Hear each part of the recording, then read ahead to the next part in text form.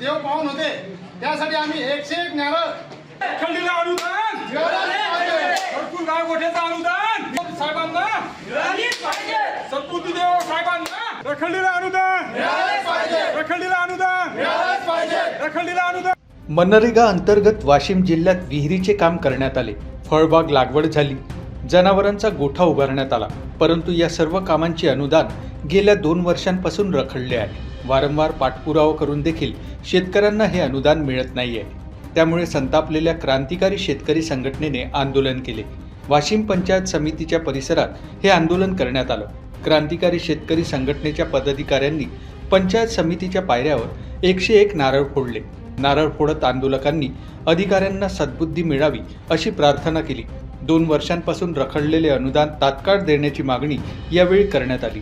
पंचायत समितीचे अधिकारी, कर्मचारी शेतकऱ्यांना अनुदान देण्यासाठी टाळाटाळ करत असल्याचा आरोप यावेळी करण्यात आला।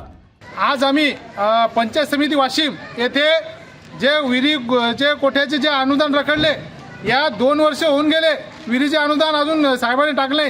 त्यासाठी आमच्या हिंदू संस्कृतीमध्ये देवाला जर नारळ फोडलं तर देव प्रसन्न होतो।